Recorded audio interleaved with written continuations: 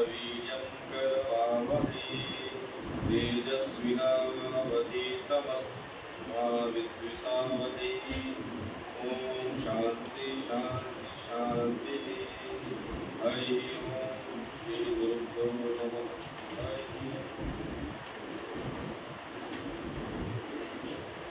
आज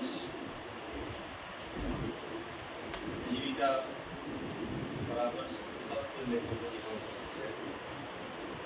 सबसे पहले मैं विभाग साधुवाद प्रेषित करता हूँ आदरणीय अग्रसर Pradeep sir, Varsha ma'am, doctor ji, विभाग के समस्त छात्र, हमारे बीच IPSC director Mukesh Gupta sir, professor Harpreet Kaur, आचार्य माता सुंदरी कॉलेज, आप सबको धन्यवाद प्रेषित में इसलिए कर रहा हूँ, कार्यक्रम के लिए आपने बुलाया और विषय इतना अच्छा रखा। महत्वपूर्ण बात यह है, हमारे शास्त्रों में कहा गया है, आज की बात नहीं है, यावत प्रयोजनम नोक्तम तावत तत्केन गृह्यते। हमेशा कहा गया जब तक प्रयोजन नहीं बताएंगे तब तक कोई ग्रहण नहीं होगा। और तो और हमारे शास्त्रों में जो प्रयोजन बताया गया है वो दो स्तरों में बताया गया, एक है अभ्युदय और एक है निश्रेयस। निश्रेयस की इच्छा जो करते हैं हम, वह इच्छा किसी और इच्छा से कंट्रोल नहीं, लेकिन अभ्युदय की इच्छा किसी और इच्छा से कंट्रोल है। हम यहाँ जो पढ़ने के लिए आए हैं, चाहते हैं जीवन में कुछ हमें मिले, और वह रोजगार है। सबसे प्राथमिक प्रश्न भी है और हमारे सामने चुनौती भी। और चूंकि हम जिस समाज में हैं, वहां संस्कृत को लेकर के यह धारणा है कि संस्कृत पढ़ लेंगे क्या कर लोगे, ज्योतिषी बनना है क्या, पूजा करवाना है क्या। समस्या उनकी भी नहीं, उनको संस्कृत के बारे में इतनी ही जानकारी। थोड़ा सा मैं इतिहास में चलना चाहूंगा कि संस्कृत क्या है, फिर मैं वर्तमान में आऊंगा। इतिहास की जब मैं बात करता हूं, तो अगर भारतीय इतिहास को आप जानते हैं तो भारतीय इतिहास के 3 भाग हैं। प्राचीन भारत, एंशिएंट इंडिया का, मध्यकालीन भारत, मीडिएवल इंडिया का, और आधुनिक भारत, मॉडर्न इंडिया। प्राचीन भारत में जैसे आज हम लोग कुछ भी पढ़ते हैं, क्या उसका मीडियम होता है? आइदर हिंदी और इंग्लिश। अगर आप केमिस्ट्री पढ़ते हो, क्या मीडियम होता है? इंग्लिश। फिजिक्स का मीडियम क्या होता है? आप इंग्लिश पढ़ते हो, फिजिक्स पढ़ते हो, क्या पढ़ते हो आप? अगर फिजिक्स मीडियम इंग्लिश है, लैंग्वेज इंग्लिश है, कंटेंट क्या है? फिजिक्स। ऐसे ही एंशिएंट इंडिया में जो भी कुछ पढ़ा लिखा गया और सोचा गया, टुडे हम आज जो भी बात करते हैं, हमारा इंटेलेक्चुअल प्रैक्टिस इंग्लिश मीडियम में होता है, हिंदी मीडियम में होता है। ऐसे ही प्राचीन भारत की पूरा का पूरा इंटेलेक्चुअल प्रैक्टिस संस्कृत मीडियम में हुआ करता था। हम जो भी कुछ लिखते थे, जो सोचते थे, और जो सामान्य स्तर की भाषा थी, उस बात में नहीं करूंगा। यानी कि प्राचीन भारत के इतिहास को जानना है, प्राचीन भारत के भूगोल को जानना है, प्राचीन भारत के मैथमेटिक्स को जानना है, प्राचीन भारत के केमिस्ट्री को जानना है, तो आपको संस्कृत आनी चाहिए, प्राथमिक शर्त है। अब आप बोलेंगे सर अगर इतना महान हमारा संस्कृत था, कहाँ बीच में गायब, कहाँ चला गया? देखिए, कई बार ऐसा होता है कि समय के साथ सत्ता का बड़ा इंपॉर्टेंट रोल। आप मौर्य काल को देखेंगे, आप वैदिक, हड़प्पा सिविलाइजेशन के बाद कौन आता है? वैदिक काल। हड़प्पा संस्कृति में, हड़प्पा संस्कृति के हमारे पास जो भी साक्ष्य है, वह साक्ष्य रिटर्न नहीं, कुछ है भी उसको हम पढ़ नहीं सकते, उसकी जो लैंग्वेज है हम नहीं पढ़ सकते, उसका स्क्रिप्ट को नहीं पढ़ सकते। लेकिन वैदिक सबसे पहला रिटन डॉक्यूमेंट जो हमारे पास है वो ऋग्वेद है, उसकी भाषा क्या है? संस्कृत है। इसके बाद पूरा वैदिक ट्रेडिशन वैदिक साहित्य देखिए, वेद पे ब्राह्मण ग्रंथ लिखे गए, सभी वेद के अलग अलग ब्राह्मण ग्रंथ हैं, फिर उसके आरण्यक है, उपनिषद है, और इन सबको पढ़ने के लिए टूल्स का डेवलपमेंट किया गया, इसको वेदांत कहते हैं। जैसे पूरा हमने कहा वैदिक साहित्य। अब इसके बाद आया वैदिक साहित्य के बाद, चूंकि इतिहास इसलिए बता रहा हूं मैं चूंकि वर्तमान में जानने में सहूलियत होगी। इसके बाद देखिए वैदिक कर्मकांड बढ़ता है, समाज में विरोध होता है, समाज के एक वर्ग को लगता है कि मुझे हक नहीं दिया जा रहा है, और उन्होंने सबसे पहला काम लैंग्वेज को चैलेंज किया, कहा कि तुम्हारी भाषा में लिखी गई बात तो नहीं पढ़, ठीक है। और नया डेवलप किया बौद्ध फिलोसफी आया, जैन फिलोसफी आया, चारवाक फिलोसफी आया, उसकी भाषा क्या थी? Local language, local language. लेकिन बाद में वह भी धीरे धीरे परिष्कृत होने लगा और उसको भी संस्कृत में लिखा जाने लगा। खैर, ये बात से मैं आपको ये कहना चाह रहा हूँ, भाषा का परिवर्तन समय के साथ होते रहता है। समय फिर मौलिक काल आया, फिर आप देखेंगे चाणक्य का अर्थशास्त्र पढ़ेंगे आप। इसके बाद 57, मैं थोड़ा सा मीडियम को छोड़ रहा हूं, मैं आ रहा हूं आधुनिक भारत। 57 जब अंग्रेज भारत आए, सबसे पहले वो आए कहा पलासी का युद्ध होता है, और पलासी के युद्ध में को जीतते हैं, और उसके बक्सर का जीतते हैं 1764 में, और धीरे धीरे भारत पे वो कंपनी का राज हो गया। उसने क्या किया? उसको लगा कि हम इसको शासन करना है। शासन कैसे करेंगे? भारत को जानना पड़ेगा। तो भारत को कैसे जानेंगे? भारत को जानने के लिए उन्होंने एक रास्ता चुना, इंटेलेक्चुअल रास्ता, बौद्धिक। और सबसे पहला काम उन्होंने क्या किया? चाणक्य सबसे पहला कलकत्ता में बनाया Royal Asian Society of Bengal, है ना, 1784 में। उसका पहला कौन बनाया था? Sir William Jones. फिर बना मुंबई में, फिर बना चेन्नई में। काम क्या होता है? यहाँ काम केवल और केवल होता था संस्कृत में लिखे गए ग्रंथों का अनुवाद, और संस्कृत में लिखे गए ग्रंथों का अनुवाद किया, और फिर यहाँ के लोगों की मानसिकता को जाना। आपको जब यहाँ से गया तो उन्होंने देखा कि भाई यहाँ तो रिच सोसाइटी में, यहाँ लीगल सिस्टम इतना स्ट्रॉन्ग है। आज आप पढ़ते हो ना लीगल सिस्टम में, दो पढ़ते हो, एक पढ़ते हो क्रिमिनल, एक पढ़ते हो सिविल। एंशिएंट इंडिया में सब अवेलेबल है। इंडियन लीगल सिस्टम की जब बात करते हो आप, तो कोर्ट में कौन से केस की लिस्टिंग होगी और कौन से केस की लिस्टिंग नहीं होगी, शायद सुप्रीम कोर्ट में देखते हो ना, जज लिस्टिंग करता है, इस बोर्ड में जाएगा, इस कोर्ट में जाएगा केस। ये सब प्रोविजन हमारे यहाँ ऑलरेडी अवेलेबल है। इसकी बात हम आगे करते हैं। इसके बाद देखिए धीरे धीरे लोगों को अंग्रेज, लेकिन अंग्रेजों ने क्या किया? एक काम साथ में, अंग्रेज को कलर चाहिए, कलर चाहिए था। कलर कौन बनेगा? कलर सस्ते दाम में चाहिए, लेकिन वो पैसा भी था। लोग कहा कि तुम्हारे ज्ञान में कुछ है नहीं, बकवास। और उन्होंने एक टेम्परामेंट डेवलप करने का प्रयास किया कि तुम इंग्लिश, तुम और विषय पढ़ोगे, तुमको नौकरी मिलेगी, कलर जॉब मिलेगा, पैसे मिलेंगे, और धीरे धीरे लोग छूटने लगे।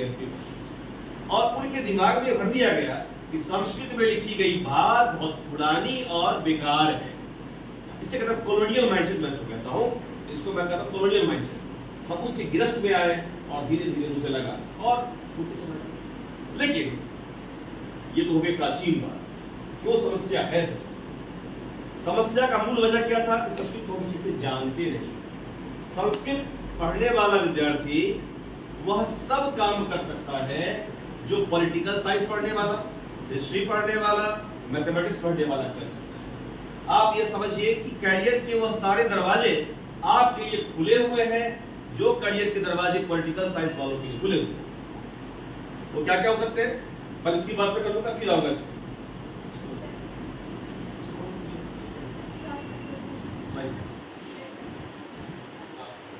इसको मैं संस्कृत के बारे में जनरल लाइट बंद कर दीजिए।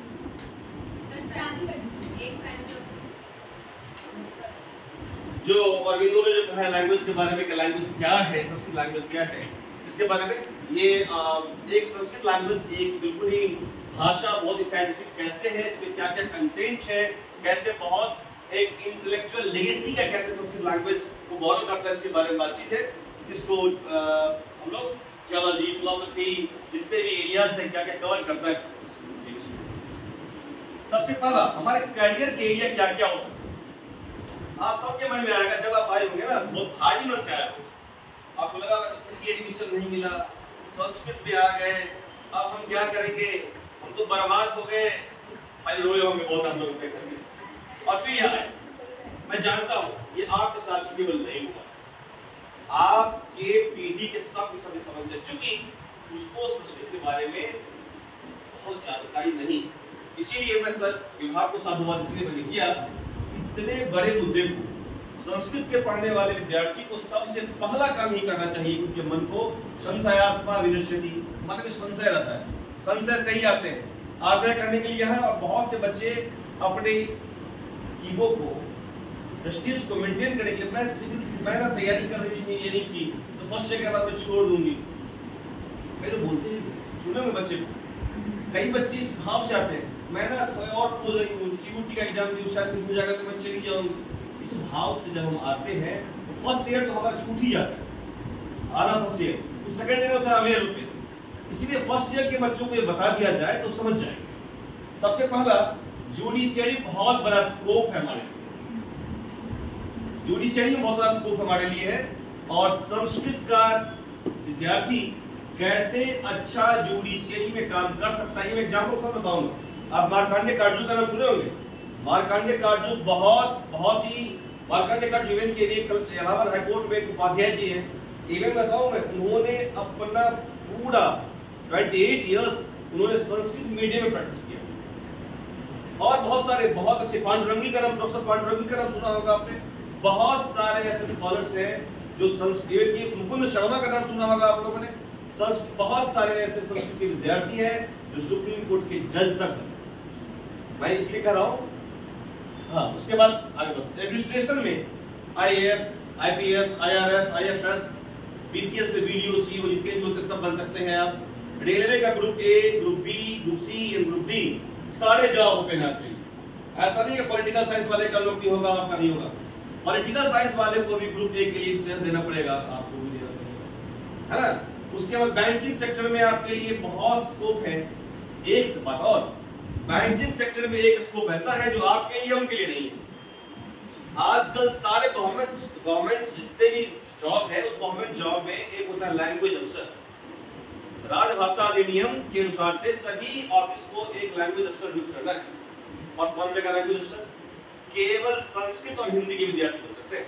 और बताऊं मैं आपको, लैंग्वेज अफसर जो होता है ग्रेड ए का जॉब होता है, ग्रेड ए का जॉब होता है, ठीक है। और उसके बाद आप फाइनेंस इत्यादि का कोई कोर्स करके आप मैनेजर तक पहुंच सकते हो किसी बैंकिंग में। और हमारे जानकारी में हमारे स्टीफेंस कॉलेज का मेरा जूनियर पीयूष राज, उसने आईबीपीएस किया था, आईबीपीएस किया, आईबीपीएस से लैंग्वेज अफसर बना और अभी वो मैनेजर के लिए एलिजिबल हो रहा है, ठीक है। तो ऐसे बहुत सारे विद्यार्थी हैं जो उन्होंने अचीव किया है। एडिटर, बहुत बड़ा काम है एडिटर, कहाँ का इसको मैं बताऊंगा, अभी डिटेल में बताऊंगा। अभी मीडिया, आजकल मीडिया, अब ये मत सोचिए कि मीडिया का मतलब संस्कृत मीडिया, आप किसी भी मीडिया में अब बताओ होता है ललन टॉप सुनते हो गया, ललन टॉप जानते हो, ललन टॉप देखा कभी? आज तक का ललन टॉप, ललन टॉप क्या करता है पता है? आजकल देखिएगा आपको, बात करता है कभी महाभारत पे, वो बात करता है कभी खजुराहो पे। अब बताओ खजुराहो की संस्कृति की जब बात होगी तो संस्कृत वालों से बेहतर कौन जाए? अगर बात करेंगे महाभारत की बात, अगर मान लो मिथिला की इंटेलेक्चुअल हिस्ट्री को जानना है, अगर मान लो मिथिलांचल की हिस्ट्री को जानना है, इंटेलेक्चुअल हिस्ट्री को जानना है, तो संस्कृत वालों से बेहतर कौन जान पाएगा? क्योंकि वाचस्पति के बारे में हमें पता है, हमें मंडन मिश्र के बारे में हमें पता है, भावती के बारे में हमें पता है। तो हम एक जो लीगेसी वाली बात है, जहाँ हम कल्चरल इंटेलेक्चुअल हेरिटेज की बात करते हैं, वो संस्कृत वाला ही कर सकता है। मीडिया का एक फील्ड आपके लिए ओपन है जो और कोई नहीं जा सकता है। देखिए हिंदी वालों के साथ समस्या है, उनके पास भाषा ही है, उनके पास कंटेंट नहीं है। संस्कृत वालों के पास भाषा भी है और भाषा में कंटेंट भी है। क्योंकि मैंने बताया अभी कि एंशिएंट इंडिया में जो भी कुछ पढ़ा लिखा गया, ज्ञान के सारे विधाओं को संस्कृत वालों ने अपनी भाषा में लिखा है। हिंदी के पास केवल भाषा है, विधा नहीं, ठीक है। इसलिए हम लैंग्वेज भी है, संस्कृत वाले के पास लैंग्वेज अपना है, संस्कृत लैंग्वेज और कंटेंट सब है। जो इंडिया में जो भी कोर्स पढ़ते हो आप, फिलोसफी, इकोनॉमिक्स, साइंस, सारे संस्कृत में अवेलेबल है। इसीलिए संस्कृत इन सब से एक अलग डिस्कोर्स। इसके बाद कंटेंट डेवलपर, आजकल सुने होंगे आप इवन जो है ना एक मैरिज ब्यूरो खोलते हैं ना, मैरिज ब्यूरो में भी एक देना पड़ता है, कंटेंट को देना पड़ता है, क्या क्या काम करेंगे, कैसे काम करेंगे। आप अगर लॉ के एक खोलते हो ना अपना ऑफिस, आपको कंटेंट देना पड़ेगा। अभी क्या करते हो, कंटेंट राइटर चाहिए, अच्छा कंटेंट राइटर। मैं बता रहा हूँ, मेरे पास एक मेरा मित्र है, वो आया मुझसे मिलने के लिए, उसके पास एक फोन आया कि डाइवोर्सी सर लॉयर थे, बाकी डाइवोर्स के लिए ना मुझे एक अच्छा सा कंटेंट लिख दो। अब वो थोड़ा सा लड़का परेशान हो गया, डाइवोर्स के लिए क्या लिखूं यार कंटेंट इसको। तुझे बताया मेरा बिजनेस है भाई, अगर डाइवोर्स किसी को होगा तो हम क्या करेंगे, हमको तो कोई बिजनेस चलाना है, डाइवोर्स की केस को हैंडल करना है, तो लिखो कंटेंट। उसने कंटेंट बजाते डाइवोर्स की लिखा। कंटेंट राइटर बहुत बड़ा फील्ड, क्योंकि संस्कृत का विद्यार्थी से अच्छा कंटेंट कोई लिख ही नहीं सकता। ठीक है, कंटेंट राइटर बहुत बड़ा, तो फ्रीलांसर भी इसमें होते हैं, ठीक है ना, बहुत सारे काम। उसके बाद से आर्किटेक्चर। भाई इंडिया में कुछ भी हो जाए ना, इंडिया के लोग चंद्रमा पे भी जाएंगे ना, ठीक है ना, तो दो बातें हैं। एक तो हमें घर का दिशा क्या होना चाहिए, बहुत जरूरी है। दूसरी बात यह भी है कि आप घर की जगह कम है, दिल्ली में कितने 50-100 गज लोग घर बनाते हैं, उनको पूरा प्लान करना है, कैसे करेंगे। आर्किटेक्चर मतलब क्या है कि मिनिमम रिसोर्स पे एडजस्ट करना है ना। आर्किटेक्चर बहुत बड़ा स्कोप है। टीचिंग कर्मकांड है ज्योतिष, ठीक है ना, कर्मकांड ज्योतिष को अगर आप लोगों को लग रहा हो ये बहुत अगर थोड़ा सा आपको ये इंफीरियर फील करवा रहा हो तो मैं इसको छोड़ रहा हूँ, ठीक है। लेकिन ज्योतिष जो है, ज्योतिष को आप इसी रूप में मत देखो, इस रूप में देख रहे हो, क्योंकि ज्योतिष को आप इस रूप में देख रहे हो, वो उसके बारे में मैं क्या बताऊँ, वो ज्योतिष नहीं है। ज्योतिष तो बहुत आगे का साइंस है, ठीक है, बहुत अलग साइंस है वो। टीचिंग में क्या हो सकता है, देखिए टीचिंग का जॉब इंडिया में इतना बड़ा भी रिसेशन आ जाए, सारी नौकरी ठप हो जाए, बंद हो जाए, पढ़ना और पढ़ाना बंद नहीं होगा, टीचिंग चले गई ना भाई। किसी घर में छोटा बच्चा हो, बड़ा बच्चा हो, सब पढ़ाई तो करेंगे। तो आपकी जॉब टीचिंग की दो लेवल, एक होता स्कूलिंग, स्कूल वाला, एक हायर एजुकेशन। स्कूलिंग के लिए एक होता है डीएच, एक होता है बीएच। आप बीएड करते हो, बीएड के बाद एग्जाम देते हो और आप टीजीटी और पीजीटी लगते हो। अगर आपने बीए किया, पूरा बीए कंप्लीट कर लिया, इसके बाद आपने बीएड कर लिया और एग्जाम होते हैं, अलग अलग एंट्रेंस एग्जाम होते हैं, वो कंप्लीट करके आप बस। और वही बात, आप जो बीए का सिलेबस पढ़ रहे हो ना, अगर उस सिलेबस को ढंग से पढ़ लो तो आपको पहली बार में एग्जाम क्लियर हो जाएगा। मैं बताऊं, आप देखिएगा सिलेबस निकाल के देखिएगा, 40% क्वेश्चन शब्द रूप और धातु रूप रहे। एग्जाम ठीक है, बीए करके BA plus BEd entrance exam दे लोगे तो हो जाएगा क्या, पीजीटी। एमए कर लोगे, एमए बीए कर लिया है, एमए कर लोगे, बीए करके एमए करके दोगे एग्जाम तो पीजीटी हो जाओगे। दो तरह के टीचर होते हैं, पीजीटी और पीजीटी। पीजीटी का मतलब ट्रेंड ग्रेजुएट टीचर, पीजीटी का मतलब पोस्ट ग्रेजुएट टीचर। पीजीटी के लिए क्या करना पड़ेगा आपको, बीए प्लस बीएच। पीजीटी के लिए करना पड़ेगा एमए प्लस बीएच, ठीक है, आइदर एमए प्लस बीए और दूसरा ऑप्शन और भी आपने बीए नहीं किया, 10th 12th बीए एमए चारों फर्स्ट क्लास है, आप एग्जाम दे सकते हो, ठीक है। उसके बाद से बहुत सारे एग्जाम है, सभी स्टेट गवर्नमेंट का एग्जाम होता है, जितने स्टेट है ना सभी स्टेट गवर्नमेंट का एग्जाम होता है। दिल्ली में डीएसएसबी का एग्जाम होता है, केवीएस का एग्जाम होता है, उसके बाद से आर्मी स्कूल्स है, बहुत सारे। इसके अलावा प्राइवेट स्कूल भी एक ऑप्शन, अच्छा ऑप्शन है प्राइवेट स्कूल भी। और उसके बाद एडेड स्कूल, बहुत सारे स्कूल ऐसे जो गवर्नमेंट फंड करती है, जमीन देती है, उसे कहते हैं एडेड स्कूल करते हैं, वहां भी जॉब का एक ऑप्शन है।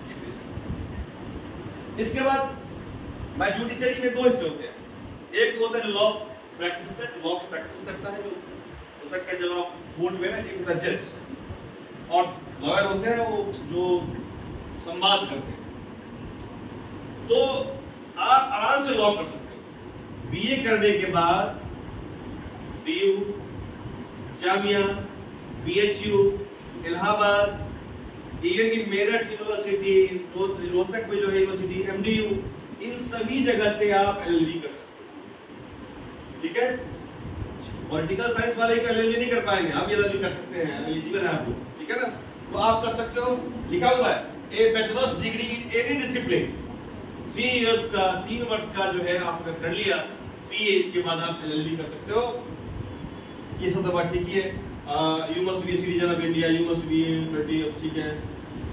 उसके बाद क्या करोगे जब आप एलएलबी कर लोगे, फिर BCI bar council of India में रजिस्टर करोगे और बार काउंसिल ऑफ इंडिया में अपना रजिस्टर करके आप प्रैक्टिस कर सकते हो।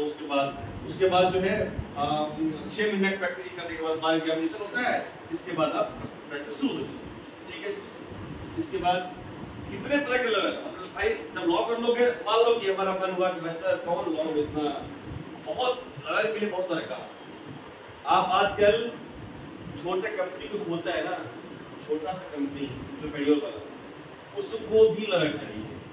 उसके बाद प्रॉपर टैक्स लॉयर होता है, कॉर्पोरेट लॉयर होता है, क्रिमिनल लॉयर होता है, सिविल राइट्स लॉयर होता है। आप सपोज करो किसी के घर को किसी ने बोला कि लगा रहे, अब उसको लॉयर चाहिए, तो वो सिविल लॉयर होता है। और फैमिली लॉयर टाइप, फैमिली का डिस्प्यूट जो होता है, ये मैंने बता दिया कैसे आप प्रोसेस कैसे एलएलबी करोगे। आप बीए के बाद को कहाँ का एग्जाम करोगे, क्लैट का एग्जाम होता है, क्या एग्जाम होते हैं, उस एग्जाम को एलएलबी करोगे प्लीज। फिर जजेस, ये बहुत इंपॉर्टेंट पार्ट है, बताऊंगा आपको। एक कहानी सुनाऊं फिर आगे बात करूंगा। एक हुए थे, एक मार्कंडे गार्जुए पर जज, सुप्रीम कोर्ट में जज थे, उन्होंने एक जजमेंट किया। जजमेंट कई सारा दिया, एक जजमेंट में एग्जाम्पल मैं दे रहा हूं आपको, और बहुत सारे भूल सकते हो, जगह बता दूंगा। बहुत सारे जजमेंट में उन्होंने मीमांसा फिलॉसफी के कोड हुआ। एक बार यूपी में एक कॉलेज में 2 क्लर्क की ड्यूटी, दोनों सेम डे ज्वाइन करने के लिए आ गए। अब जब सीनियरिटी की लिस्ट बनने लगी तो सीनियर कौन होगा तय नहीं हो रहा, और गवर्नमेंट का कोई क्लियर इंस्ट्रक्शन नहीं था कि सीनियर कैसे तय करें। तो दोनों कोर्ट के इलाहाबाद कोर्ट में, तो इलाहाबाद कोर्ट में उन्होंने कहा कि डेट ऑफ बर्थ जिसका पहले होगा तो जैसे उन्होंने कहा वो सीनियर हो जाए। अब देखिए सुप्रीम कोर्ट में जब आया तो उसके बाद 2 टीचर का एक केस आया सुप्रीम कोर्ट। मार्कंडे काटजू को ये सेम था, दोनों सेम डे ज्वाइन किया था, सेम स्कूल में ज्वाइन किया था। मार्कंडे काटजू के पास आया तो मार्कंडे काटजू ने सर्च करना शुरू किया कि भाई का कोई प्लीज, उनके पास कोई क्लियर इंस्ट्रक्शन नहीं था कि कैसे होगा। तो मार्कंडे काटजू ने एक लाइन मीमांसा कोट किया, प्रकृतिवत विकृति कर्तव्य। भाई अगर पहले कहीं यहाँ क्लियर मेंशन में नहीं है, कहीं अगर मेंशन है तो उसको हम यहाँ कॉपी करके कर सकते हैं। और उन्होंने जजमेंट किया जो बनाया उसने ऐसे करके मार्कंडे काटजू का के जितने भी बहुत सारे ऐसे हैं जजमेंट जिसपे आप देखोगे मीमांसा फिलॉसफी को कोट किया। इसका मीमांसा फिलॉसफी जो है वो सेंटेंस इंटरप्रिटेशन का काम करता है, और सेंटेंस इंटरप्रिटेशन लॉ का काम है। अगर आप इंडियन जुडिशरी में जाना चाहते हो और संस्कृत के विद्यार्थी हो तो आप मीमांसा दर्शन पढ़ सकते हो, और मीमांसा अगर पढ़ सकते हो तो अच्छा जज बन सकते हो, ठीक है। तो आप जज तो बनोगे ही, लेकिन आप अच्छा जज बनो। इवन कि अभी जो चंद्रचूड़ है, चंद्रचूड़ का पूरा फैमिली संस्कृत को वेल वर्स्ड, ठीक है। और उनको कई सारा मीमांसा फिलॉसफी को उन्होंने पहले जो हाई कोर्ट वाले में अभी का प्रोजेक्ट ऐसा लिखा नहीं है, लेकिन कई सारे कोर्ट उन्होंने भी किया हुआ है। देवी पांडुरंगी उन्होंने बहुत सारा कोर्ट किया हुआ है। बहुत सारे जजेस, मुकुंद राम शर्मा उन्होंने बहुत कोर्ट किया हुआ है। बहुत सारे ऐसे जजेस हैं जो संस्कृत को केवल वर्स्ट है और इंडियन जुडिशरी को जानते हैं। जज कैसे बन सकते हो आप? तो एक होता है जुडिशरी एग्जाम होता है, 5-6 साल जब आप लॉ की प्रैक्टिस कर लेते हो उसके बाद जुडिशरी का एग्जाम देते हो, इंटरव्यू होता है और आप जज बन सकते हो।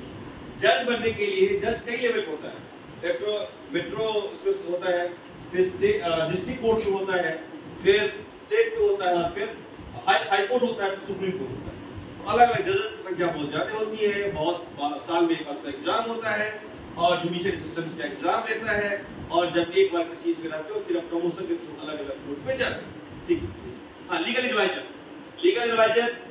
एडवाइजर सभी संस्था को चाहिए। भाई क्या मैं छोटा एक कोचिंग इंस्टीट्यूट खोलना चाहता हूँ तो मुझे लीगल एडवाइस देना पड़ेगा, तो मैं कैसे इंस्टीट्यूट में ढूंढ रहा हूँ तो इसकी क्या लीगलिटीज है, क्या क्या दिक्कतें आ सकती है, एमसीडी के साथ कैसे बात करूंगा, एमसीडी एनओसी कैसे देगा। आप देखे होंगे मुखर्जी नगर पे अभी इंस्टीट्यूट आ गए, बहुत सारे इंस्टीट्यूट में आपको बंद करने की बात आ गई, बंद किया जाए। अब वहाँ लीगल एक्सपर्टीज का कि भाई कैसे इंस्टीट्यूट, भाई जो तो बच्चे हैं अलग अलग जगह से पढ़ने के लिए आए हैं, आसपास में रहते हैं, कैसे इंस्टीट्यूट को बंद कर सकते हैं। तो वहाँ लीगल एक्सपर्टीज काम करता है। ऐसे सभी इंस्टीट्यूट लीगल एडवाइजर को हायर करता है। तो टैक्स कैसे पे करेंगे आप, अब जीएसटी कैसे पे करेंगे आप, सब काम के लिए जो है लीगल एडवाइजर की आवश्यकता होती है। ठीक है, चाहिए बहुत सारे लॉ कॉलेज बता दिया मैंने, पीएचयू है, जामिया है। एडमिनिस्ट्रेशन, देखो सरकार के 3 अंग होते हैं। किसी भी गवर्नमेंट को, कोई भी देश चलता है ना, कोई भी देश चलता है, और इंडिया में खास करके इंडिया में क्या 3 पार्ट बहुत इंपॉर्टेंट है, विधायिका, कार्यपालिका और न्यायपालिका, है ना। विधायिका क्या होता है, हम लोग चुन के भेजते हैं, चुन के, उसके लिए कोई योग्यता नहीं चाहिए, आप सब बन सकते हो, ठीक है ना, ठीक है, आप सब बन सकते हो, कोई ऑनर्स नहीं हो तो भी चलेगा, ठीक है। लेकिन अगर आप ऑनर्स रहोगे और आपको अगर मॉरलिटी की, एथिकल सेंस की बात करने आ रही है ढंग से, तो आप लोगों की मानसिकता को जान पाओ। और वहां जब कम्युनिकेट करोगे, अच्छा ऑडिटर कौन होता है भाई, जिसको इंटेंशन के बारे में पता है, भाई लोगों को क्या चलेगा वो बोलेंगे आप। अच्छा ऑडिटर क्या होता है, लोग क्या चाहिए ये लोग बोलना। अच्छा ओरेटर बनने के लिए आपको साहित्य का ज्ञान होना चाहिए, क्योंकि साहित्य से क्या होता है, समाज की बात को निकालते हैं। तो संस्कृत के विद्यार्थी समाज को बेहतर जानते हैं, और अगर समाज को बेहतर जानते हैं तो अपनी बातों को बेहतर तरीके से पहुंचा भी सकते हैं। तो इसीलिए तो अच्छा आप विधायिका वाला काम आपका इजीली हो जाए, तो कठिन नहीं। दूसरा क्या है कि भाई कार्यपालिका, सरकार जो प्लान करती है ना भाई, जो 543 जब पहुंचते हैं संसद में, तो प्लान करता है कि मेरे एरिया में ये प्रॉब्लम है, तो उस प्रॉब्लम को पास करता, उसको एग्जीक्यूट कौन करता है, एडमिनिस्ट्रेशन। अब एडमिनिस्ट्रेशन कैसे होता है, तो इंडिया में आप देखिए सबसे बड़ा चीफ सेक्रेटरी जो होता है ना सरकार का, अगर पीएम साहब है तो उनके पास वाले चीफ सेक्रेटरी रहेगा। हम देखते तो मोदी जी को है, लेकिन चीफ सेक्रेटरी पूरा प्लान को एग्जीक्यूट करने का काम है, ठीक है, इतना बड़ा पोस्ट है। ये सब आप बीए करने के बाद एग्जाम दे सकते हो। You can become a Indian administrative officer by clearing the civil services examination. UPSC साल में एक बार एग्जाम कंडक्ट कराती है, यूपीएससी साल में एक बार एग्जाम कंडक्ट करवाती है। आप उस एग्जाम को का फॉर्म भरो, प्रीलिम्स, मेंस और इंटरव्यू देकर के आप कर सकते हो, ठीक है। इसमें जितने भी है आईएएस, आईपीएस, पुलिस सर्विस का जाओगे तो आईपीएस, हाँ, उसके बाद से आईआरएस, फॉरेस्ट, फॉरेन, सब में होता है। अब आपके मन में आएगा भैया मैं संस्कृत क्यों लूं, ये तो किसी और कोर्स पर नहीं कर सकता हूं। इंडिया में आप अगर सर्वे करो, मैं मेरे को तो याद नाम से बोलता नहीं और बहुत सारा नाम है, आप सभी साल एवरी ईयर आज से लिखना शुरू कर दो, प्रतियोगिता दर्पण में या ऐसे जब रिजल्ट आता सर्वे करो, संस्कृत की ऑप्शनल वाले की संख्या बहुत ज्यादा होती है। मैं एक मेरा दोस्त है मुक्तानंद अग्रवाल, 24 रैंक था उसका सिविल सर्विसेज में, ठीक है ना। आदित्य कुमार झा है, 69 रैंक था उनका। इवन कि यहाँ अभी संस्कृत अकादमी के जो उपाध्यक्ष अभी जो सचिव है अरुण कुमार झा, वो संस्कृत से संस्कृत ऑप्शनल रख के उन्होंने कंप्लीट किया था, अफसर है, ठीक है। ऐसे बहुत सारे एग्जाम्पल्स आपको मिल जाएंगे। इवन कि अभी बिहार सरकार में सबसे बड़ा अधिकारी हमारे स्टीफन कस्टीनियर है, क्या नाम होता है, हम भूल रहा हूं मैं, स्टीफन कॉलेज के अभी बिहार सरकार सबसे बड़ा मुख्य सचिव है हमारे स्टीफन कॉलेज के संस्कृत डिपार्टमेंट के विद्यार्थी, ठीक है। तो बहुत सारे विद्यार्थी ऐसे हैं, आप अगर ढूंढोगे एडमिनिस्ट्रेशन में संस्कृत के बहुत लोग आपको मिल जाएंगे। वेद प्रकाश शर्मा है, अभी आईएएस है, बहुत अच्छे रिनॉन्ड आईएएस है, ठीक है। तो ऐसे भी हाँ, अब आपके मन में आएगा कि सर मैं संस्कृत को क्यों एज ऑप्शनल में संस्कृत को चुनूं, कुछ और चुनूंगा मैं, क्यों चुनूं ये बता रहा हूं मैं। The advantage of Sanskrit optional. The syllabus for Sanskrit literature is concise, limited and well defined. देखिए अक्सर क्या होता है, जब इकोनॉमिक्स लेंगे आप ना या पॉलिटिकल साइंस लेंगे आप, तो पॉलिटिकल साइंस को इकोनॉमिक्स से जोड़ के क्वेश्चन पूछा जाएगा। आपको वहाँ पॉलिटिकल साइंस भी क्लियर होना चाहिए, इकोनॉमिक्स भी क्लियर होना चाहिए। संस्कृत में ऐसा स्कोप नहीं, ठीक है ना। आपको स्ट्रेट फॉरवर्ड क्वेश्चन रहेगा, आपको बोल दिया जाएगा कि भैया आप जो है ना कारीगर शाकुंतलम के दुष्यंत का चित्रण करिए, डायरेक्ट क्वेश्चन है, कोई मिलावट हो नहीं सकती, स्कोप नहीं। इसीलिए the syllabus for Sanskrit literature is concise, limited and well defined, high scoring subject. क्योंकि संस्कृत का एक बहुत बड़ा सिलेबस है, बहुत बड़ा हिस्सा ग्रामर, और ग्रामर में जो मार्क्स मिलते हैं ना वो बिल्कुल मैथमेटिक्स सही है तो पूरे के पूरे मार्क्स मिलेंगे। तो इसीलिए हाई स्कोरिंग सब्जेक्ट होता है और आपको प्रिपरेशन में कम टाइम लगेगा। एक अगर संस्कृत विद्यार्थी है तो 1 महीने में आप तैयार कर सकते हैं। इससे फायदा क्या होगा? संस्कृत लोग ऑप्शनल 1 महीने में तैयार हो जाएगा। आप जीएस पे टाइम ज्यादा दे सकते हैं और जीएस पे टाइम ज्यादा तो क्या होगा आपका जीएस में अच्छे मार्क्स आएंगे तो आपके लिए बढ़िया हो जाएगा। उसके बाद हाँ ठीक है, चलो नीचे अब आप सिलेबस के आज भाई सिविल सर्विसेज के लिए तो ये मैंने लगा दिया यहाँ। आप प्लीज आप जो बीए फर्स्ट ईयर से लेकर 3rd ईयर तक पढ़ोगे वही सिलेबस आपके सिविल सर्विसेज में लगेगा। अगर ढंग से आपने बीए पढ़ लिया तो आप सिविल सर्विसेज के एक ऑप्शन को तैयार कर लेंगे।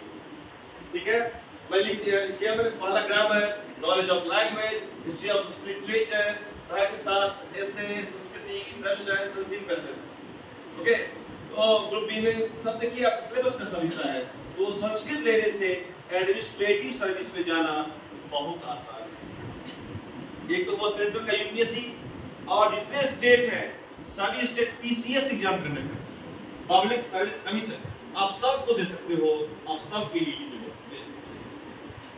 ठीक है, चलिए रेलवे, भाई रेलवे का एग्जाम है, बहुत इंपॉर्टेंट रेलवे का एग्जाम है। रेलवे का एग्जाम में 4 होते हैं, group A, group B, group C and group D. Group A का एग्जाम जो होगा वो यूपीएससी के थ्रू, पीपीटी मेंस इंटरव्यू के थ्रू जाओगे, आप उसके लिए एलिजिबल हो। ग्रुप बी का एग्जाम नहीं होता है, ग्रुप सी वाले का ग्रुप बी में प्रमोशन होता है। ग्रुप सी का एग्जाम दे सकते हो आप, इसका एग्जाम आरआरबी लेता है, रेलवे रिक्रूटमेंट बोर्ड। ठीक है, और ग्रुप बी कुछ नहीं चाहिए, लिखिए अपने ग्रुप बी में no examination are conducted by railway recruitment board, group B post mean promotion only, please. Group C, hiring for group C done by railway recruitment board RRB. इसको ये साल में देखोगे आप, एक साल में अच्छा से रखो, ठीक है, वो रख बता देना, जब तो होने लगो वो देना को बंद करो।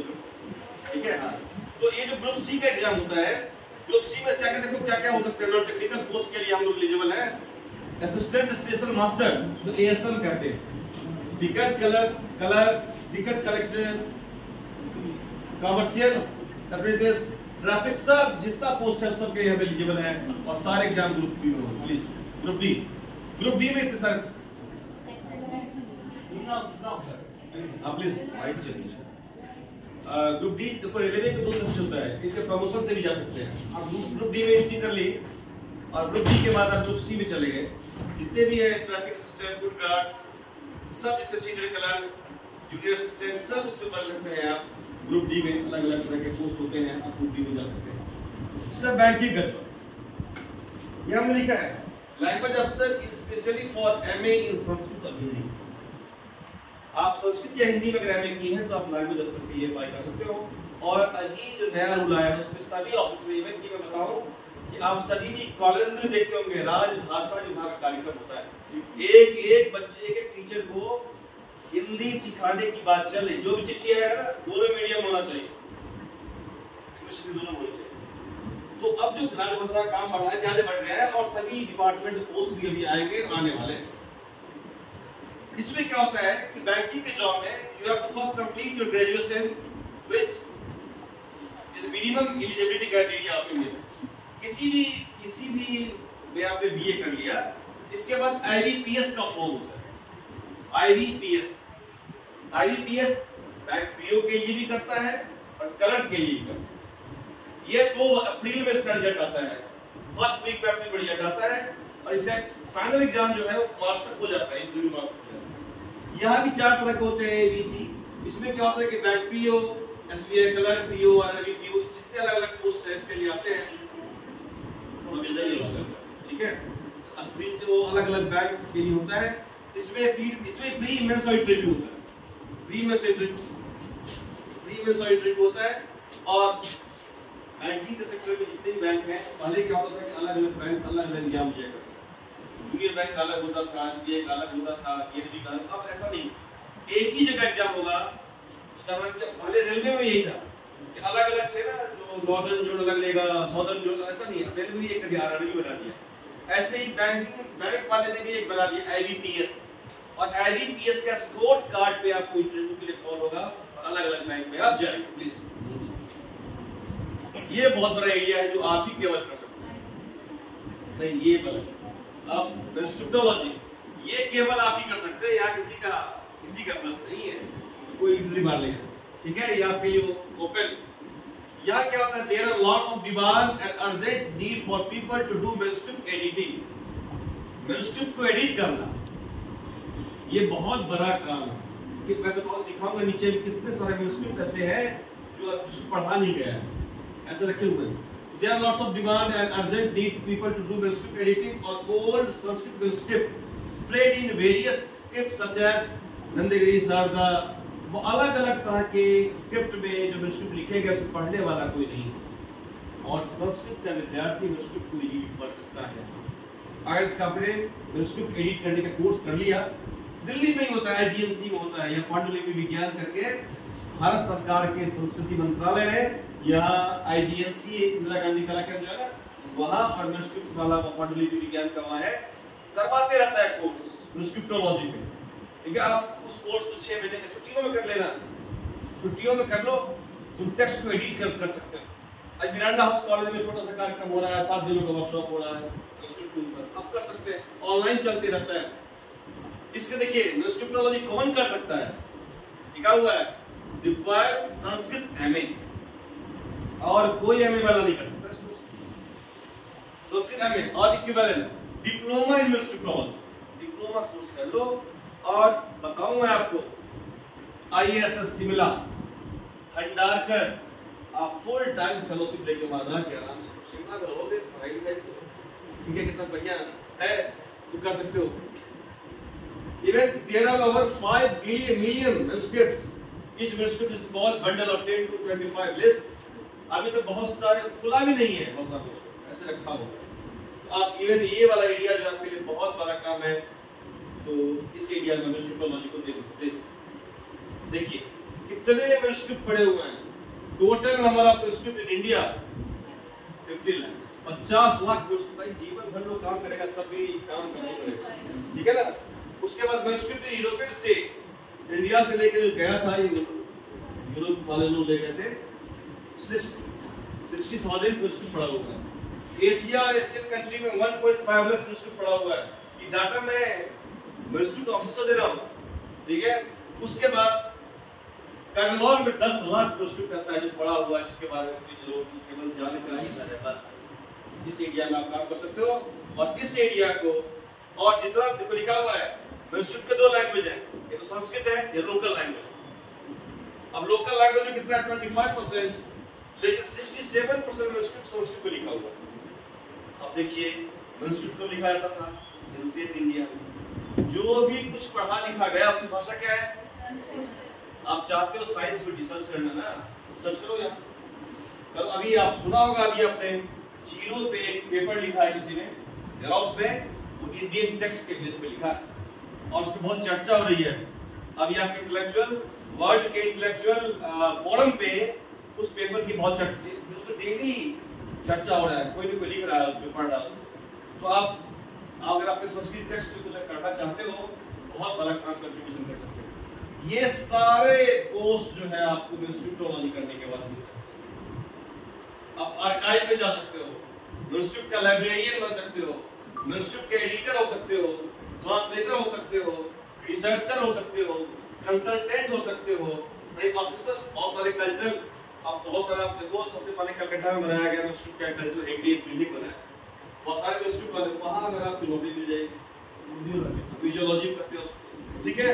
ऐसे करके बहुत सारे काम आपको, लैंग्वेज का काम, ये बहुत बड़ा। आपको बताऊं एक चीज, एक नया रिसर्च आया है, पहले बच्चे जब छोटे होते थे ना तो जल्दी बोलने लगते थे, जो कंबाइंड फैमिली होते थे, बहुत लोग बात करने वाला होता था।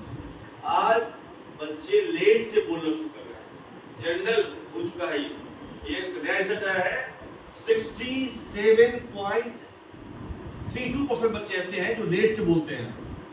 उसके लिए कोर्स चला है, स्पीच थेरेपी कोर्स चला है, सुना होगा स्पीच थेरेपी।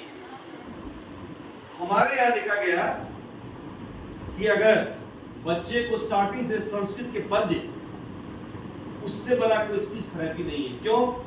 क्योंकि पांडे शिक्षा में कहा गया है कि आत्मा बुद्धिया सवित्यर्थान, जब बोलते हैं ना आत्मा बुद्धिया सवित्यर्थान मनोयुक्ति विवक्षया, भाई हमारा आत्मा जुड़ता है मन से, हम बोलना चाहते हैं। इससे क्या होता है, हमारा पूरा जो है सिस्टम वो काम करता है, एक साथ काम करने का, संस्कृत लैंग्वेज को यूज करने के लिए, और आप जल्दी बोल रहे हो। स्पीच थेरेपी में देखना जरा गौर करना क्या करवाता है स्पीच थेरेपी वाला। स्पीच थेरेपी वाला क्या करता है, ऐसे ही छोटे डायम शुरू करते हैं तो बोलने का प्रयास करवाता है बच्चे को, ठीक है ना। अगर संस्कृत वाला विद्यार्थी को इसको तैयार करे नया तरीके से, तो अच्छा स्कूल हो सकता है हमारा स्किल। उसके अलावा देखिए लिंग्विस्ट वाला का, प्लीज बेटा, लिंग्विस्ट वाला का, लिंग्विस्ट का आप नाम सुने होंगे, जॉर्ज कार्डोनर, आप नहीं सुने होंगे तो सर्च कीजिएगा। अशोक अक्लुस्कर, नॉम चॉम्स्की का नाम सुनेंगे। 21st सेंचुरी में नॉम चॉम्स्की जो है बहुत बड़ा स्कॉलर हुआ है, लिंग्विस्ट हुआ है। और नॉम चॉम्स्की ने का एक थॉट है, नॉम चॉम्स्की ने का इनेट थ्योरी दिया, innate theory, how to learn second language. India में इनेट थ्योरी बहुत पहले भट्ट ने दी। अब अशोक अक्लुस्कर जिस आर्टिकल लिखा, उस पे बहुत भी चर्चा हो, बहुत। तो लिंग्विस्ट जो है, अगर इंडियन ग्रामर को जानते हैं आप, अपने पाणिनि, पतंजलि, भर्तृहरि को अगर जानते हैं आप, अच्छा किसी भी लैंग्वेज को एनालाइज करने के लिए, इंडिया छोड़िए वर्ल्ड के किसी भी लैंग्वेज को एनालाइज करने के लिए पाणिनि का मॉडल से बेहतर मॉडल नहीं हुआ है। आप अच्छा लिंग्विस्ट बन सकते हो अगर आपने संस्कृत ग्रामर को न्यू पैटर्न में, नया लिंग्विस्टिक जो है ना, नए लिंग्विस्टिक स्टाइल से अगर आप पाणिनि को एस्टैब्लिश करते हो, तो you will be great linguist. Linguistically क्या होता है, इवन कि आप लिंग्विस्टिक में एमए भी कर सकते हो, लिंग्विस्टिक में आप डिप्लोमा भी कर सकते हो, सर्टिफिकेट कोर्स भी कर सकते हो, संस्कृत एमए कर सकता है वहां, या लिंग्विस्टिक डिपार्टमेंट से, ठीक है। लिंग्विस्टिक डिपार्टमेंट में आपका एडमिशन हो सकता है एमए में, ठीक है। आप यहां से अगर चाहो कि बीए करने के बाद स्विच करना चाहता हूं डिपार्टमेंट, तो आप एमए इन लिंग्विस्टिक कर सकते हो, आप एमए इन फिलॉसफी कर सकते हो, ठीक है। तो इसके लिए क्या करना पड़ेगा आपको, थोड़ी सी लिंग्विस्टिक की, जब इंडियन लिंग्विस्टिक जो वहां पढ़ेंगे आप अच्छा पढ़ पाएंगे, क्योंकि आप संस्कृत के विद्यार्थी हैं, संस्कृत जानते हैं। अगर आप संस्कृत ढंग से पढ़ लेंगे यहाँ, तो वहाँ अच्छा काम कर सकते। योग टीचर सब जानते हैं, योग का योग से योग, एक तो आसन वाला हिस्सा है, वाही, एक है आंतरिक। योग चित्तवृत्ति निरोधक कहा गया है, चित्तवृत्ति में कैसे कंट्रोल किया, तो चित्तवृत्ति के लिए जो योग है, आप अच्छा उस तरह का ध्यान वाला हिस्सा जो है, उस पे आप योग वाला काम फिजिकल एजुकेशन वाला कर लेगा, फिजिकल एजुकेशन का टीचर तो आसन वाला काम वो कर सकता है, लेकिन योग वाला काम आप बेहतर कर पाओगे, क्योंकि आप उसकी बारीकी को जानते हो। आप भारतीय मनोविज्ञान को, इंडियन साइकोलॉजी, आप गीता जानते हो, आप गीता पढ़ सकते हो, आप पतंजलि योग सूत्र पढ़ सकते हो। पतंजलि सूत्र पढ़ोगे तो पता होगा कि ज्ञान कैसे होता है, नॉलेज कैसे होता है, चित्त बाहर जाती है, वस्तु के आकार से आकारित हो जाती है। तो अब ये सब प्रोसेस है, उस कैसे रोका जाए, चित्तवृत्ति कैसे रोका जाए, आपसे बेहतर कोई नहीं जान सकता है। संस्कृत का स्टूडेंट अच्छा योग टीचर हो सकता है। प्लीज वास्तु इस बता दिया था, वास्तु वाला बात बता दिया था। ये कहाँ हो सकता है, ये वास्तु वाला कोर्स कहाँ से कर सकते हो आप इवन कि आप डिप्लोमा कोर्स कर सकते हो, बीटेक कर सकते हो, और बहुत सारा वास्तु विद्या गुरुकुलम, ये अरनमुला में है, केरला में है, केरला स्टेट में है, यहाँ से आप कर सकते हो। आर्किटेक्चर, ट्रेडिशनल आर्किटेक्चर को प्रमोट करने के लिए वो है, ministry of culture affairs office करता है 1 ईयर का डिप्लोमा कोर्स। तो आर्किटेक्चर में कोई कोर्स करना चाहो तो ये कर सकते हो, आपका डिग्री भी होगा। प्लीज आयुर्वेद, ये बहुत ही बहुत सर ने बताया था, लोकेश सर ने बताया था कि पहले संस्कृत वाले ही करते थे, बाद में क्या हुआ, अचानक से बायोलॉजी की बात आ गई। फिर मैं बताऊंगा आपको, आप लोगों के लिए बहुत अच्छा ये है, अभी जेएनयू में शुरू हो रहा है आयुर्वेद के लिए कोर्स। और बहुत सारे कोर्स और आ रहे हैं, 15-16 कोर्स अभी आ रहे हैं। उसके बाद उत्तराखंड विश्वविद्यालय है एक, वहाँ बहुत सारे कोर्स 15-16 वहाँ सर्टिफिकेट कोर्स वगैरह होते हैं। आप संस्कृत बीए करने वाला अगर उस कोर्स को करता है, क्योंकि पूरे आयुर्वेद का जो मूल ग्रंथ है उसकी भाषा संस्कृत है, आप अच्छा आयुर्वेद पढ़ सकते हो। और आयुर्वेद में दोनों काम एक साथ ही होता है। आयुर्वेद का जो फार्माकोलॉजी है वो आयुर्वेद में यहाँ क्या होता है, डॉक्टर का अलग काम है और फार्माकोलॉजी का अलग काम है। आयुर्वेद में ऐसा नहीं है, क्योंकि आयुर्वेद का जो पूरा सिद्धांत है वो यह मानता है हमारा शरीर कैसे बना हुआ है, द्रव्य से बना हुआ है। द्रव्य 5 कौन है, 5 महाभूत है, पृथ्वी, जल, तेज, वायु, आकाश। और सभी द्रव्य के अपने अपने गुण होते हैं। पृथ्वी में कई सारे गुण रहते हैं, गंध गुण रहता है पृथ्वी में, ऐसे ही सभी द्रव्य के अपने अपने गुण है। तो हमारे शरीर में जब किसी वस्तु की कमी हो जाए तो ये बाहर की प्रकृति से हम पूरा कर सकते हैं। इसीलिए प्रकृति का देखिए, जिस मौसम में आपको जो आवश्यकता है प्रकृति आपको पे करती है। अभी आपको ज्यादा पानी की मात्रा की आवश्यकता शरीर को, डिहाइड्रेशन न हो जाए, तो पानी की मात्रा के लिए बहुत सारे फ्रूट्स देखिए, सब जूसी फ्रूट्स होते हैं, है ना, जो कि प्रकृति जो है आपके साथ कनेक्टेड है। ठीक है, तो इसमें आप बहुत सारा कोर्स इसके लिए आपको हो सकता है। इसमें डॉक्टर्स हो सकते हैं, इसमें बहुत सारे कोर्स को आप कर सकते हैं। इसमें बहुत जो अलग अलग इंस्टीट्यूट है उसके बारे में बताऊं मैं। एक इंस्टीट्यूट एस व्यास यूनिवर्सिटी बेंगलुरु में, एस व्यास यूनिवर्सिटी, और उसके वाइस चांसलर जो है HR नागेंद्र है। यहाँ बहुत सारे कुछ पंचकर्मा, इवन बताऊं आयुर्वेद कहता है कि जो चाइना में एक आविष्कार हुआ ना एक्यूप्रेशर वाला जो हुआ है, आयुर्वेद तो पहले से कहता है क्या कि आप टच थेरेपी के थ्रू बहुत कुछ ही कर सकते हैं। टच थेरेपी की बात करता है, पंचकर्मा सिद्धांत की बात करता है। उत्तराखंड आयुर्वेद विश्वविद्यालय से आप कर सकते हो। एक है आस्था आयुर्वेद ट्रेनिंग, आयुष मंत्रालय से इसको मिला हुआ है, यहाँ से भी आप बहुत कोर्स कर सकते हो। GHIS एक है, GHIS, इसका फुल फॉर्म मुझे भी ध्यान नहीं है, सर्च कीजिएगा इसका फुल फॉर्म। यहाँ से आप बहुत न्यूट्रिशन एंड डाइट, द्रव्य गुण, पंचकर्मा, बहुत सारे यहाँ से कोर्सेज होते हैं। डिप्लोमा कोर्स, सर्टिफिकेट कोर्स आप कर सकते हो। 6 महीने का होता है, 3 महीने का शॉर्ट टर्म होता है। और मुझे जहाँ तक अभी मैं कंफर्म नहीं हूँ, ये विद्यापीठ जो LBS छोटा शुरू कर रहा है, छोटे छोटे सर्टिफिकेट कोर्स वगैरह करवा भी रहा है, शुरू भी कर रहा है, आप वहाँ ही पता कर सकते हो। उसका CCAT है, आयुष योगी ऑनलाइन क्लासेस, ये ऑनलाइन क्लास चलाता है। मिनिमम वॉकअप यहाँ से आप योगा के लिए और आयुर्वेद के लिए, दोनों के लिए अलग अलग जो है सीख सकते हो। और आप यहाँ से PG in Ayurveda, certificate courses, Ayurveda, beauty care, आजकल ब्यूटिशियन का कोर्स बहुत चल पड़ा है। अब ब्यूटिशियंस के लिए आयुर्वेद कैसे सोचता है, इसके लिए कर सकते हो। इसमें राष्ट्रीय आयुर्वेद संस्थान मानव विश्वविद्यालय है, यहाँ से कर सकते हो। बहुत सारे ऐसे इंस्टीट्यूट हैं जहाँ से आप आयुर्वेद के छोटे और बड़े कोर्स को आप कर सकते हो और आप सीख सकते हो अपने लाइफ को, हेल्दी लाइफ को जीने। कंटेंट राइटर, कंटेंट राइटर एक बहुत बड़ा स्कोप है। कंटेंट में क्या क्या होता है, आप ब्लॉग लिख सकते हो। आजकल ब्लॉगर का नाम सुना होगा, ब्लॉगर, यूट्यूबर, क्या सुना होगा, ब्लॉगर। कैसे ब्लॉगिंग किया जाता है, कैसे अपने ब्लॉग को हम टॉप पे पहुंचाएं।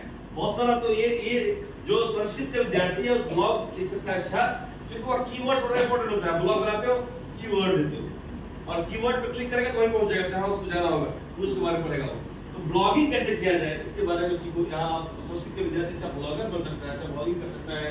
आप आर्टिकल, ब्लॉग पोस्ट, बहुत से लोग ब्लॉग लिखवाते भी है, बहुत बिजी है, कंपनी बहुत बड़ा है, ब्लॉगर रखते हो। एक कंपनी में 200 ब्लॉगर होते हैं हैंडलिंग करने के लिए ना, वो उसको टॉप पे ले जाने के लिए बहुत सारे ब्लॉगर्स होते हैं। इंटरव्यू, रिसर्च कर सकते हो पेज। ये जर्नलिज्म एंड पब्लिशिंग, ये बहुत बड़ा सेक्टर है हमारे लिए। जर्नलिज्म बेसिकली संस्कृत के विद्यार्थी अगर प्रोफेशनली जर्नलिज्म करें तो बहुत अच्छा। आप बड़े बड़े जो इंस्टीट्यूट है, बड़े बड़े पब्लिशिंग जो हाउस है, बहुत अच्छी सैलरी देते हैं। आप कैम्ब्रिज यूनिवर्सिटी प्रेस पे अगर काम करोगे तो कितना लाख सैलरी होता है, ठीक है। और स्कोप है वहाँ आपके लिए, क्योंकि वह जो किसी भी तरह के संस्कृत और फिलॉसफी वाले, खासकर फिलॉसफी, साइकोलॉजी, इंडियन प्रोस्पेक्ट से जो लिखा जाता है वह सबसे ऑथेंटिक संस्कृत वाले को मानते हैं, तो हमारे पास टेक्स्ट को भेजते हैं पढ़ने के लिए। तो journalism and publishing, Sanskrit student can work as journalist, reporter, writer. देखिए यहाँ पे हाईलाइट कर दिया है specialising in topic related to literature, culture, religion और हिस्ट्री। जैसे पूरे जर्नलिज्म में लिटरेचर की बात आती है, कल्चर की बात आती है, रिलीजन की बात आती है, हिस्ट्री की बात आती है, तो संस्कृत वाले को बोलते हैं। क्यों? क्योंकि मीडिया के बहुत सारे न्यूज होते हैं, बहुत सारे न्यूज होते हैं, लेकिन इस तरह के न्यूज को संस्कृत वाला बेहतर कर सकता है। उसके पास अपना एक विजन होता है, नहीं तो संस्कृत वाले को इसके ढूंढा जाता है।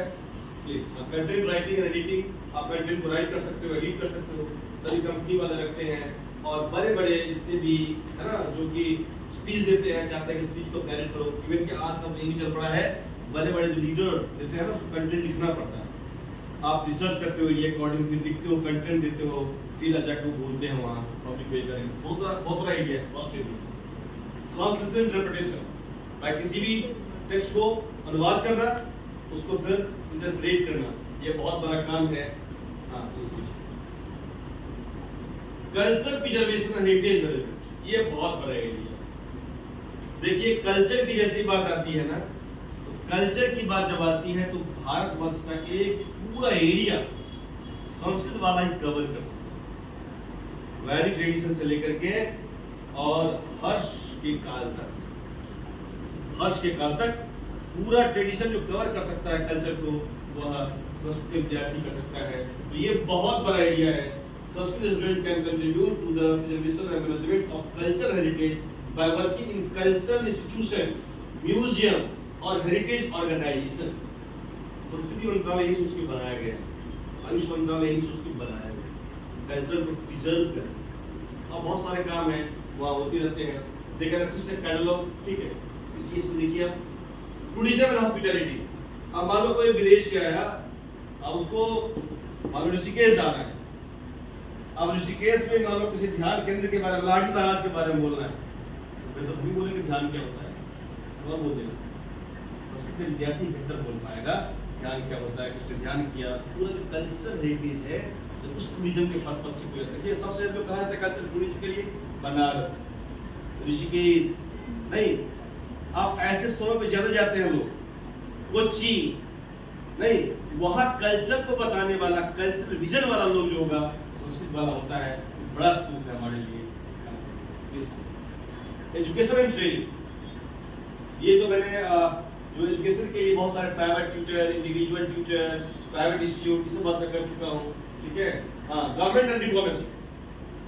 अब देखो आजकल ना आप देखिएगा, हमारे यहाँ प्रोफेसर बलराम शुक्ला गए हैं अभी, ईरान में। क्यों गए वो? कल्चरल डिप्लोमेसी के तहत गए, सांस्कृतिक बातचीत है ना, वार्ता करने के लिए। फिर वही संस्कृत वाले की आवश्यकता है ना, तो बहुत अच्छा स्कोप है, इसके लिए हम काम दे सकते हैं, ठीक है। एंटरप्रेन्योरशिप, आप किसी भी तरह का entrepreneurship, language service, cultural tourism, educational platform, online resource content around Sanskrit literature, सब काम जो है संस्कृत वालों के लिए हो सकता है। एकेडमिक के लिए बता चुका हूं मैं, assistant professor, associate professor, professor तो बन ही सकते हो, ठीक है। एमए कर लो, नेट निकाल लो, एसडीएम कर लो, स्कॉलर बन सकते हो, यह काम तो हो सकता है। अच्छा ये एरिया है एकेडमिक के लिए। सेना में जॉब है, सेना में छूट गया है, सेना में जॉब हमारे लिए है, अलग से है, वो स्पेशल है। सीडीएस के थ्रू जा सकते हैं, उसमें एनडी के थ्रू जा सकते हैं। एकेडमिक है, ठीक है, छोड़ो ठीक है, बोल देंगे। अब आजकल देखिएगा, सुनिए, देखिएगा क्या ना कि बाहर से कोई आता है, जैसे भी प्रोग्राम कर रहे हैं ना, एक कोई लड़का होगा, तो क्या करेगा, श्रोता सुनने वाले को मैनेज करेगा, फंड बाहर से लाएगा, जगह बुक करेगा, हॉल बुक करेगा। आप कुमार विश्वास को देखते हैं, क्या करता है, केवी चलाता है वो ना, क्या करता है पता है, कुछ नहीं करता है, वो केवल जाता है, बोलता है, इवेंट मैनेजर होता है।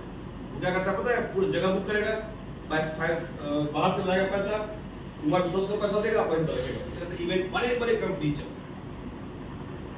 अरे बड़े बड़े जितने बाबा दिख रहे हो तो आजकल सबका इवेंट मैनेजर है, किसी काम करवा रहा है, और उसको पता फाइनेंस कौन करता है, केंट, बड़े बड़े बैंक्स उसको जो करते हैं। आप उस तरह एरिया में भी इवेंट के लिए काम देख सकते हो। भाई आपको पता होना चाहिए क्या चल रहा है। और रामायण, राम मंदिर बना, रामायण इशू था, लोगों के मन में राम चल रहा था, रामायण इशू चलवा देते, कितना चला, कितना पैसा। पता होना चाहिए कि मैनेजमेंट रिसोर्स ही है, रिसोर्स लेना है तो यूज कैसे करना है बेस्ट। ये बहुत बड़ा एरिया आपके लिए है, इसको करते हैं ठीक है। नीचे फेलोशिप एंड ग्रांट, ये बहुत सारे CSS ISS बहुत सारे इंस्टीट्यूट है जाकर फेलोशिप लेकर काम कर सकते हैं। ठीक है, स्कूल टीचर बोल दिया मैंने। हाँ, AI आजकल एक नया कोर्स चला है भाई, आर्टिफिशियल इंटेलिजेंस।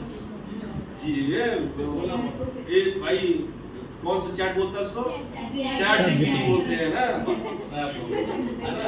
ये बहुत, क्योंकि आप लोग चाहते हो कि टीचर लोग क्लास से रिप्लेस हो जाए, आएगा वही उसके बाद बंद मार देंगे, पता भी नहीं चलेगा, ऐसे पता चलेगा। ठीक है, तो ये AI में हमारा क्या रोल है, ये बड़ा इंपॉर्टेंट जाता है। देखिए आप ये कर रहे हैं ना, ये करने के बाद एक 6 महीने का होता है आजकल ना, एक लैंग्वेज होता है ना, आप .NET सीख लिया, आपने जावा सीख लिया, आपको जॉब मिली।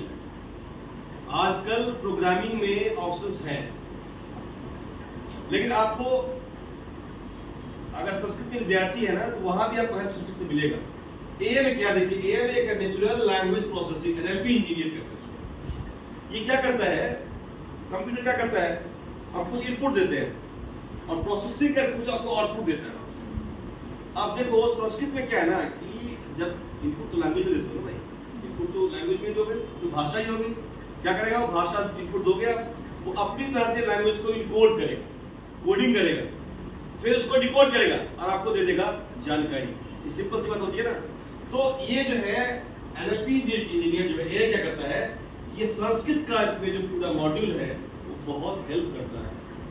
अब मैं कंफर्म नहीं हूँ लेकिन मुझे चला पता, कुछ जानकारी कुछ कॉलेज को दे रहे थे, बहुत सारे संस्कृत के विद्यार्थी गए हैं इस AI के डेवलपमेंट में कंट्रीब्यूशन चल रहा है। GNU कॉलेज में ये AI का पूरा बहुत बड़ा चल रहा है।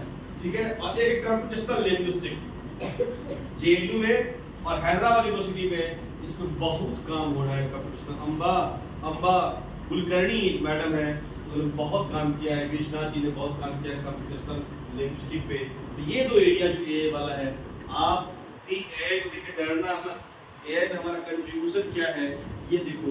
NLP जो है नेचुरल लैंग्वेज प्रोसेसिंग, इसमें हमारा बहुत बड़ा रोल हो सकता है, बहुत बड़ा, और कंप्यूटेशनल लिंग्विस्टिक में हम रोल प्ले कर सकते हैं। अब अदर इम्पोर्टेंट फील्ड जो मोटिवेशनल स्पीकर, देखो आज जो है ना इंडिया में प्रत्येक घर में लोग डिप्रेस है, आधे लोग डिप्रेस जो बगल के घर में गाड़ी आ गई, हमारे घर में गाड़ी नहीं, उसके घर में बड़ी गाड़ी आ गई, हमारी छोटी गाड़ी है, हमारा बेटा जो है उसका बेटा रॉकेट साइंस चला रहा है, मेरा बेटा नहीं चला पा रहा है, कितना मतलब परेशान हो। मोटिवेशनल स्पीकर की आवश्यकता इंडिया में भी अब है। और मैं बताऊं, आपने नाम सुना, विकास दिव्यकीर्ति का नाम सुना होगा। विकास दिव्यकीर्ति क्या करते हैं, छोटा छोटा मोटिवेशनल जो है बातचीत चलाते हैं। कुमार विश्वास मोटिवेशनल चलाते हैं। आपके पास इतने कंटेंट हैं, देखो होता क्या है ना, इंसान को इंसान सीखना नहीं होता है। आप क्या करो कि दो कुत्तों की कहानी पंचतंत्र में है, बायोलॉजी की कहानी है, वहां से कंटेंट को निकालो, अपनी भाषा में बोलो, देखो खूब चलेगा। मोरालिटी सीखनी है, घास सीखेंगे, वहां से उठाया कंटेंट उठाया, अपनी भाषा में कह दिया, उसको कहानी बना करके आप बहुत अच्छा मोटिवेशनल स्पीकर बन सकते हैं। गीता पूरा क्या है, अर्जुन तो वही था, अर्जुन तो परेशान था बेचारा, बोला कि नो आप सरेंडर कर देंगे, क्या मोटिवेशनल स्पीकर। आप पूरी बात, छोटी मोटी बात हो, इतना ही केवल बोलोगे लोगों को, सुख दुखे सने त्वा लाभ लाभ हो जाए देव, ये भी एक मोटिवेशनल बात है। कोई बात नहीं, सुरक्षा नहीं वाकई अच्छा हो जाएगा, मोटिवेशनल बात।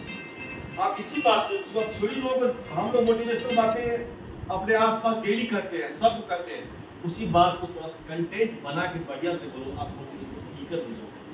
ठीक है ना। एक है मोटिवेशनल स्पीकर। स्पिरिचुअलिटी, बहुत से लोग इंडिया में ऐसे हैं जो तलाश रहे हैं बुढ़ापा में स्पिरिचुअलिटी को। ठीक है ना भाई, मैं स्पिरिचुअल हो जाऊं, आध्यात्मिक हो जाऊं। संस्कृत का विद्यार्थी संस्कृत पढ़ने के साथ ही स्पिरिचुअल हो, क्योंकि आपका विषय आपको अपने पास पहुंचा। अध्यात्म का मतलब क्या है, समास है ना भाई, अध्यात्म ले गए अपने पास हो। ठीक है ना, तो अपने पास जब पहुंचाता है आपको, तो उसके लिए संस्कृत के जो बहुत सारे सुभाषित हैं, सुभाषित पद्य, सुभाषित बातचीत, डायलॉग के माध्यम से लोगों को हम जो परेशान है बाहर की दुनिया से खुद को पास पहुंचाकर राहत दिलवाते हैं, स्पिरिचुअलिटी की तरफ मिल सकते हैं। मॉरल एंड एथिकल ग्रोथ, आजकल वर्ल्ड में, पूरे वर्ल्ड में एथिकल इंडेक्सिंग चल रहा है।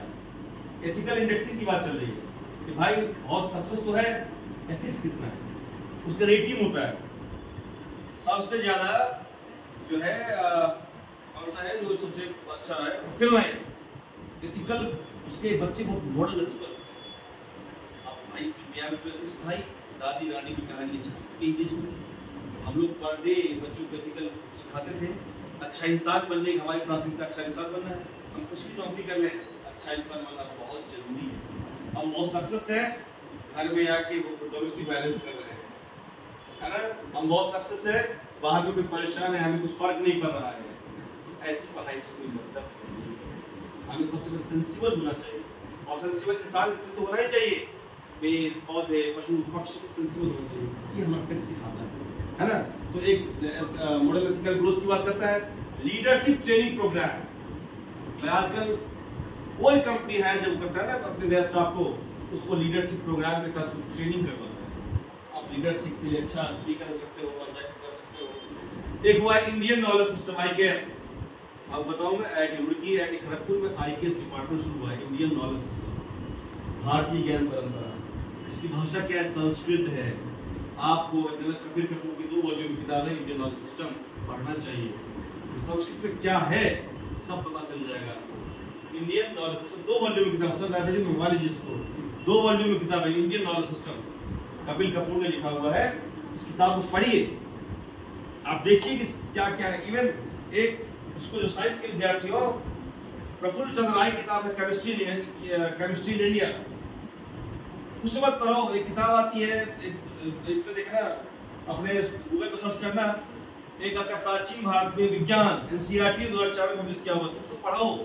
देखो कि संस्कृत में क्या साइंस के सारे स्कोर्स है, पढ़ना चाहिए। उसके बाद आजकल एक नया कोर्स हुआ हिंदू स्टडीज, बौद्ध स्टडीज, जैन बौद्ध स्टडीज, ये सब हुए हैं।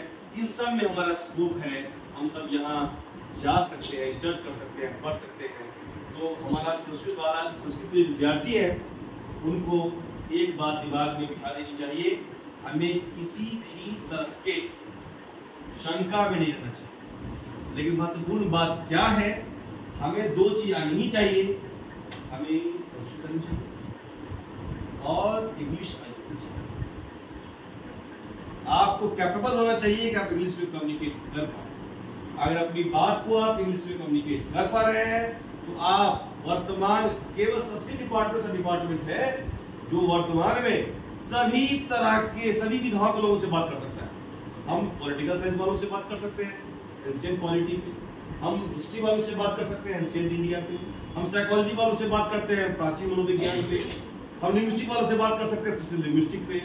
तो संस्कृत का विद्यार्थी सभी कॉलेज के सभी विद्यार्थियों से बातचीत कर सकता है, केवल जो उसको संस्कृत आनी चाहिए, अपनी बात को समझेगा, इंग्लिश आनी चाहिए, अपनी बात को कहेगा।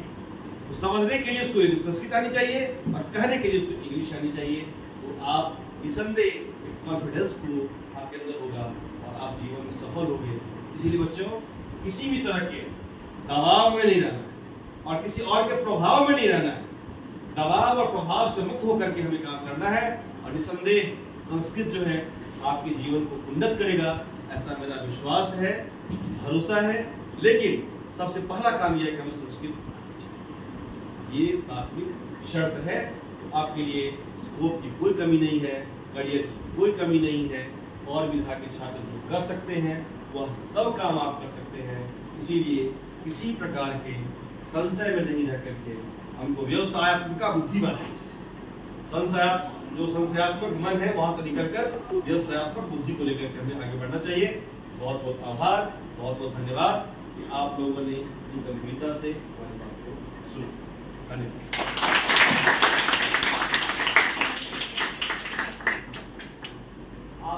आवृत्ति सर्वशास्त्राणां बोधादपि गरीयसी और वादे वादे जायते तत्त्वज्ञान। ये हमारे गुरुजनों के